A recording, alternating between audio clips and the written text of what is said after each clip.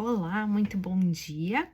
Hoje estamos no dia 88 das 276 dias que nos propusemos estar aqui em oração, em reflexões, gestando, né, o Cristo dentro de nós. E 88 é um número que para mim representa muita prosperidade, né? Representa aquilo que é eterno. E ainda pensando um pouco sobre como foi a nossa reflexão de ontem, né, onde falamos sobre a aliança com Deus, né, e o quanto os nossos projetos precisam estar alinhados com aquilo que Ele nos propõe. Ontem eu acabei esquecendo de falar, né, eu procuro trazer de uma forma espontânea as reflexões aqui para que não fique nada maçante, mas muitas vezes a não programação desses conteúdos, né, de eu colocar tópicos específicos, às vezes eu penso assim, nossa, eu podia ter falado disso também. E hoje aconteceu um caso como esse, né? Falar sobre a aliança, eu acho que é muito complexo, inclusive, porque quando você tem aliança com alguém, né, não é algo que você desmanche por algum motivo, né? E justamente nas crises é quando a gente testa uma aliança, né? Você pode às vezes dar apoio para alguém, ser suporte, buscar apoio de alguém, né? Você pode ter um patrocínio, digamos assim, né? Que é algo não necessariamente que represente uma aliança, mas um apoio, né? Que pode não ser para sempre. Mas quando você tem aliança com alguém, isso é inegociável, isso é irrevogável, né? Aliança é algo que é eterno, é algo que é um compromisso muito sério com alguém.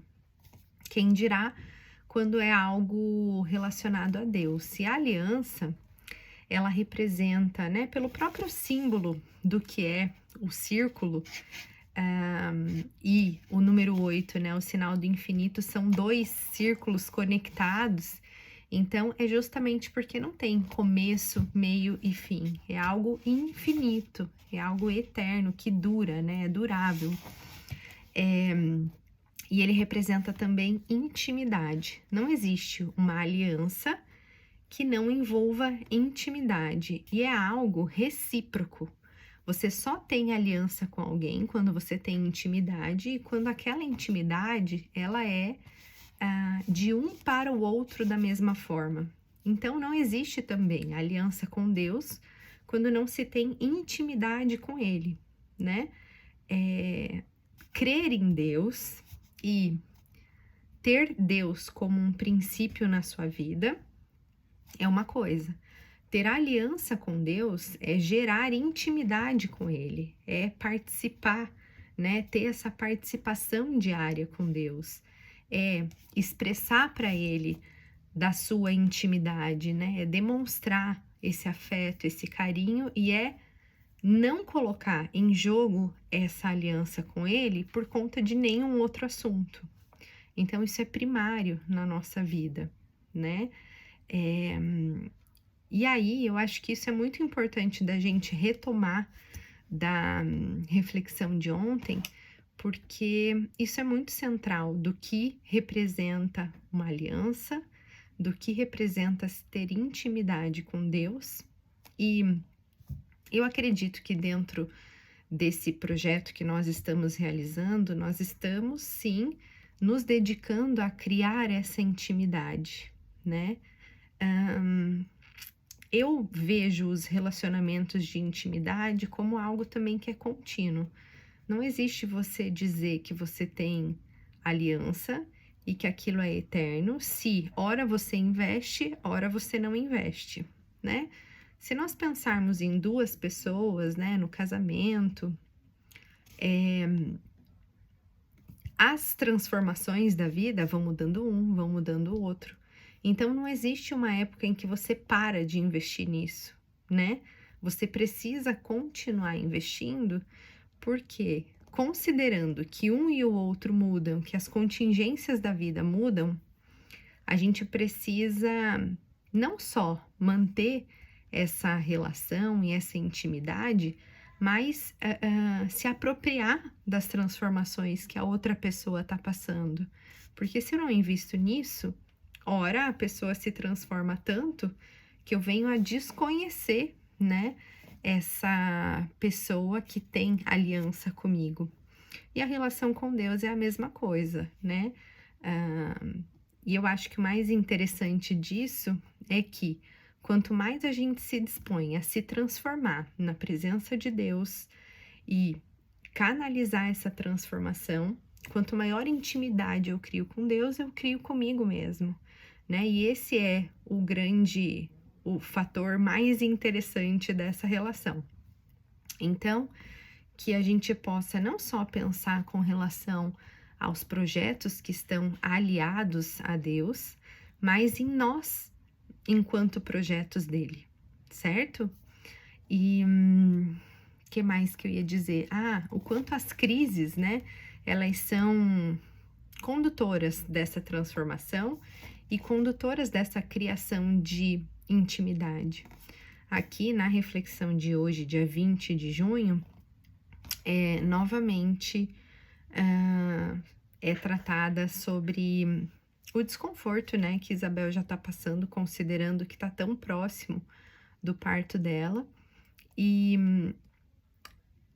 aqui a recitação é de Lamentações, inclusive, onde se diz: Vede, Senhor, a minha angústia. Então, o que eu entendo dessa passagem tão simples, né? Que é como assim, participa comigo, esteja presente, né? E fazer essa oração a Deus não é só convidar Ele para estar contigo, mas é também criar condições para que, naquele momento de dificuldade, de dor, de angústia, ela tenha condição de olhar para a sua própria dor e entender, né, o que isso diz, o que o corpo precisa, né, considerar a fortaleza que Deus é para conseguir passar por essa situação de uma forma mais tranquila, né, mais conectada, inclusive, com aquela dor. Não é no sentido de eliminar a dor, até porque a gente entende, né, inclusive, considerando uma gestação, o quanto essa dor é transformadora e é geradora de vida.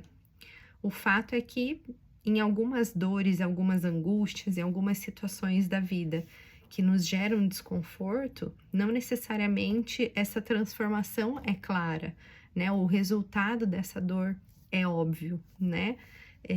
E aqui, Isabel realmente, né, apesar de estar passando por essas situações, ela sabe que é algo que representa esse milagre na vida dela, que é a vinda de João Batista, a gestação em si. E então, nesse sentido, acho que há uma tolerância, uma compreensão maior para esse desconforto. Mas como a gente costuma lidar com os desconfortos da nossa vida?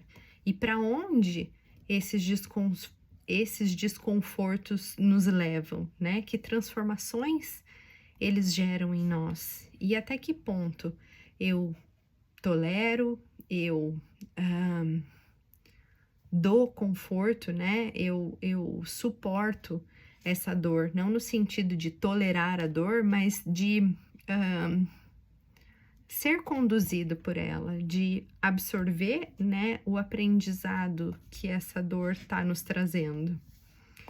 E é com essa mensagem que eu desejo para vocês uma ótima semana, uma semana muito abençoada e prioritariamente de aliança com Deus. Fiquem todos bem e até amanhã. Com muito carinho, Simone.